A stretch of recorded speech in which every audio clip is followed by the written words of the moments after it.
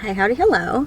So I decided to bring you guys along on this fun little journey of my potential endometriosis.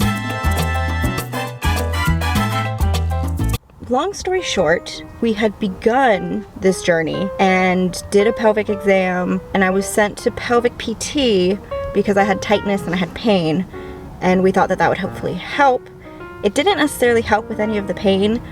It did help with my bladder control because apparently I'm a grandma and I have no bladder control, which reminded me I have to drink water. So that didn't help. And then basically we were going to go into an exploratory laparoscopic surgery to take a look at my ovaries and my uterus and see if there were actual signs of endometriosis, because that's technically the only way that you can diagnose it. But the doctor that I was seeing at the time, her health took a turn, and so my stuff got put on hold. And so I finally found a combination of medicine that helps with my period pain and all that super fun stuff, because basically I get cramps 2 weeks before, the week of, and like 2 weeks after. So basically like a month of pain comes from my period. And, excuse me. So that's not fun. It sucks. It's kind of crippling. Like, I'll be in the fetal position crying. Hurts my front, hurts my back, hurts my boobs, hurts my pelvic floor. It just, everything is hurting and cramping and in pain. So I decided, you know what? We're in quarantine. I'm not really going anywhere. If there's any time to have a bunch of surgeries, it's now. So went and saw another doctor, and they decided to send me for another pelvic, I think I said pelvic PT before, a pelvic ultrasound. That's what it's called. So it's super fun. They have a little machine, and instead of like a regular ultrasound where they just like squeeze the jelly on top and they, you know, look at you that way, they actually go in ya and take a better look on the inside. We have that today, and then depending on what comes back from that will depend on if we do an exploratory laparoscopic surgery to actually diagnose me, and that'll determine if we switch medicines and if we can do what I want to do, which is get a hysterectomy, which I know is insane, but I don't want kids. Don't come for me. We're all different people. Women aren't just on this planet to have babies, be a homemaker. Like, no, I don't like kids. Sorry.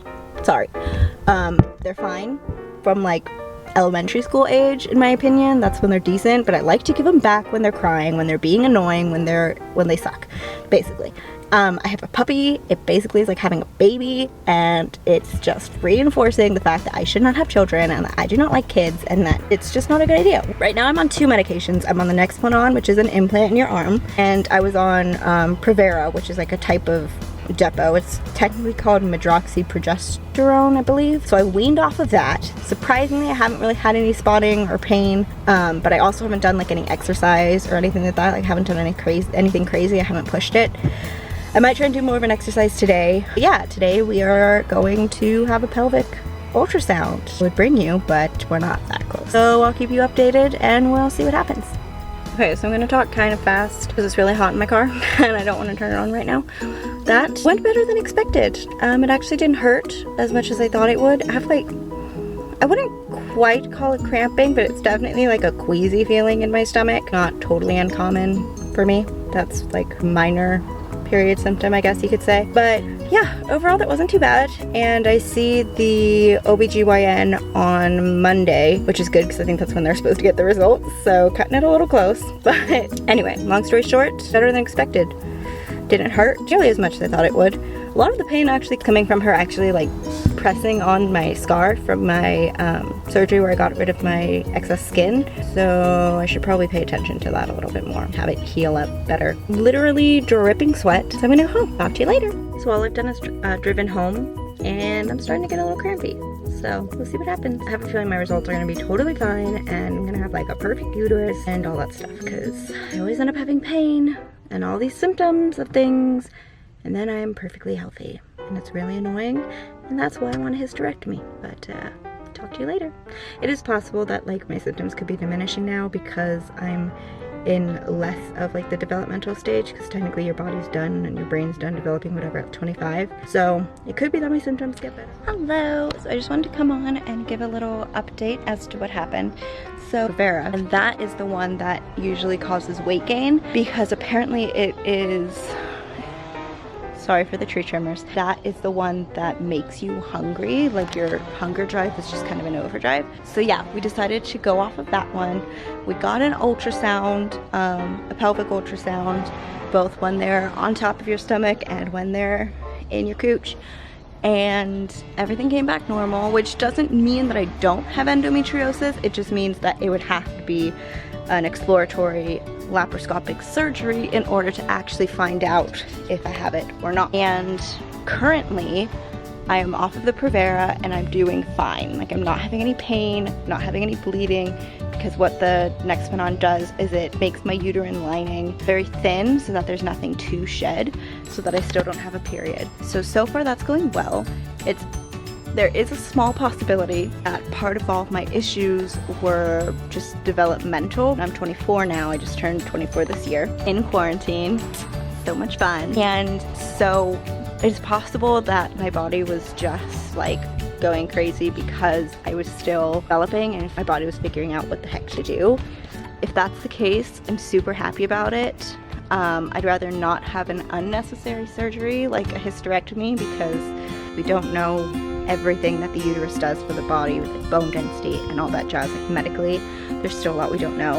I do not want kids still. I probably will get my tubes tied then, just as like a safety reason, because pregnancy freaks me the F out.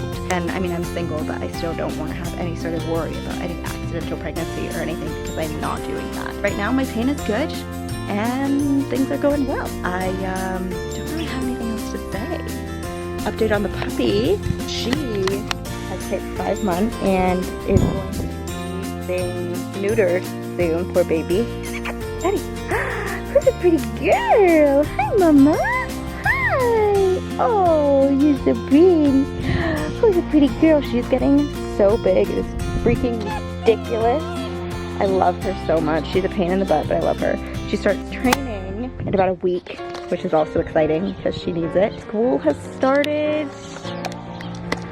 I have officially signed up for phlebotomy school, which, if you don't know, is the people who draw your blood. And I'll be starting that on the 12th, I believe. Monday night class. Find out that my school sucks. Shout out Channel Islands, you suck for performing arts.